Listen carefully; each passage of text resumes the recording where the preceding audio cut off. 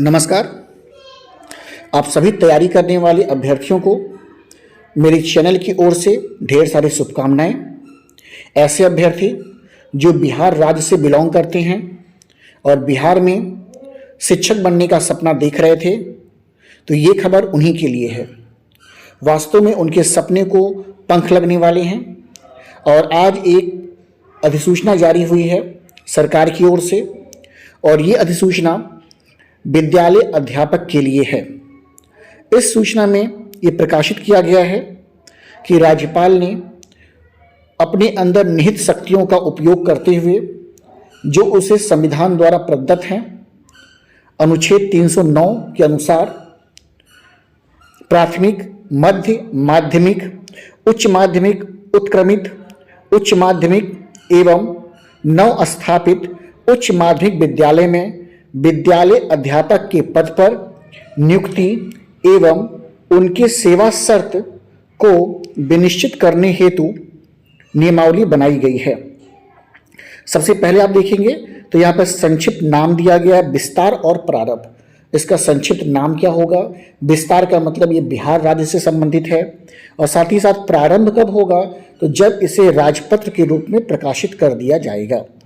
इसके बाद परिभाषाएं दी गई हैं इस नियमावली में कि किसका मतलब क्या है, क्या सेंस किसके बारे में है, सरकार क्या है, प्रशासकीय विभाग क्या है, विद्यालय क्या है, प्रारंभिक विद्यालय क्या है, मध्य विद्यालय क्या है, प्रारंभिक विद्यालय क्या है, माध्यमिक विद्यालय क्या है, साथ ही साथ उच्च माध्यमिक विद्यालय क्या है, जिला परिषद क्या है, पंचायत सचिव क्या है, ग्राम पंचायत, नगर निगम, संवर्ग, नियुक्ति प्राधिकार, अनुशासनिक प्राधिकार, अपीलीय प्राधिकार, विद्यालय अध्यापक का क्या सेंस है।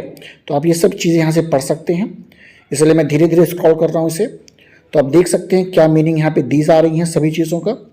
प्रधानाध्यापक का क्या मतलब है, इनका कहने का क्या सेंस है, प्रधान शिक्षक कहने का क्या सेंस है, ये लिखा गया है। इसके बाद पूर्व से नियुक्त पंचायती राज संस्था एवं नगर निकाय संस्था अंतर्गत नियुक्त शिक्षक से क्या अभिप्राय है, इसको भी यहाँ पर मेंशन किया गया है। इसके अलावा शिक्षकेतर कर्मी का क्या मतलब है? इसका मतलब है जो शिक्षा में योगदान नहीं देते हैं, मतलब क्लास 3 और क्लास 4, इसको हम लोग कहते हैं शिक्षकेतर कर्मी। विश्वविद्यालय कहने का सेंस क्या है? राष्ट्रीय अध्यापक शिक्षा परिषद, जिसे आप NCTE के नाम से जानते हैं, इसका क्या सेंस है? पात्रता परीक्षा क्या है, इसको भी बताई जा रही है। शिक्षक प्रशिक्षण कहने का क्या सेंस है? तो जो आप DLED की उपाधि पाते हैं, B.Ed पाते हैं, BA.Ed पाते हैं, तो इन सभी को हम शिक्षक प्रशिक्षण के नाम से जानते हैं। तो इसको विस्तार से यहाँ लिखा गया, आप पढ़ सकते हैं आराम से। इसके बाद संवर्ग का गठन कैसे किया गया, इसको दिया गया है। और फिर लिखा गया है विद्यालय अध्यापक के सभी पद सीधी नियुक्ति से भरे जाएंगे। और इसके लिए क्या क्या अहर्ता है? तो देखिए, जो सबसे पहली अहर्ता दी गई है कि वह भारत का नागरिक होना चाहिए और साथ ही साथ बिहार राज्य का अस्थायी निवासी होना चाहिए। यानी बिहार राज्य से बाहर के व्यक्ति इस फॉर्म को अप्लाई नहीं कर पाएंगे। तो बहुत अच्छी बात है कि बिहार के जो बच्चे हैं उनको ज़्यादा से ज़्यादा संख्या में मौका मिलेगा। इसके अलावा क्या दिया है? इसके अलावा इन्होंने शैक्षणिक योग्यता के बारे में बताया है कि राष्ट्रीय अध्यापक शिक्षा परिषद NCTE के द्वारा जो निर्धारित शैक्षणिक और प्राशैक्षणिक योग्यता है, वही मापदंड यहाँ पर भी लागू होगा। साथ ही साथ थर्ड पॉइंट देखेंगे कि राज्य सरकार एवं केंद्र सरकार द्वारा समय समय पर आहूत शिक्षक पात्रता परीक्षा में उत्तीर्ण, इनका कहने का मतलब है कि CTET जो सेंट्रल लेवल पर होता है और बिहार लेवल पे जो टेट का एग्ज़ाम होता है, वो आप पास होने चाहिए। और विशेष विषय में विशेष अहर्ता का निर्धारण विभाग द्वारा समय समय पर किया जाएगा, ये लाइन लिखा है। आयु की गणना ये कैसे कर रहे हैं? तो इन्होंने दिया प्राथमिक और मध्य विद्यालय में जो विद्यालय अध्यापक होंगे उनकी नियुक्ति के लिए कम से कम 18 साल चाहिए, 18 वर्ष होना चाहिए, और जो अधिकतम आयु होनी चाहिए वो राज्य सरकार द्वारा समय समय पर निर्धारित की जाती है। इसी प्रकार कहा जा रहा है कि माध्यमिक एवं उच्च माध्यमिक विद्यालय में आयु सीमा की जो न्यूनतम आयु सीमा होनी चाहिए ये 21 ईयर्स होनी चाहिए, 21 साल होनी चाहिए। और मैक्सिमम के लिए इन्होंने फिर से दे रखा है। 10 सालों की छूट दी है, जैसा कि दिया जाता है, जैसे नियमावली है यहाँ पे। और इसके बाद आरक्षण के बारे में यहाँ बताया गया, क्या आरक्षण दिया जा रहा है, तो आप इसे देख सकते हैं यहाँ पर है।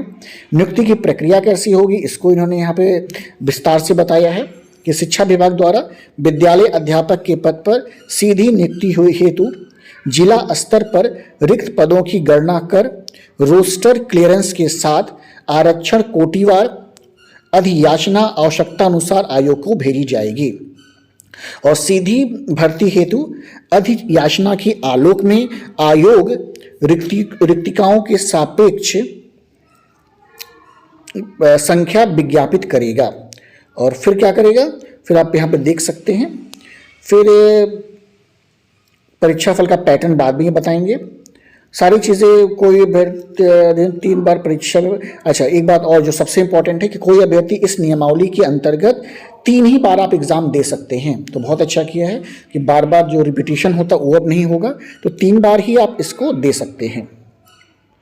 और आयोग द्वारा ये होगा, यानी आप कह सकते हैं BPSC के द्वारा ये किया जाएगा। और प्रमाण पत्रों की जांच कर फिर उन्होंने कार्यक्रम बताया है क्या क्या हो सकता है, तो आप इसे भी पढ़ सकते हैं आराम से। और अवधि के बारे में बताया है। परिवीक्षा अवधि का मतलब होता है कि जिस टाइम पीरियड में आपको 2 साल 3 साल के लिए रखा जाता है, फिर आपको परमानेंट किया जाता है। तो वो जो समावधि है 2 सालों की रखी गई है, तो आप इसे भी यहाँ पे देख सकते हैं। वरीयता सूची बनाई जाएगी, स्थानांतरण भी हो सकेगा विद्यालयों में, तो इसको भी यहाँ पे रखा गया है।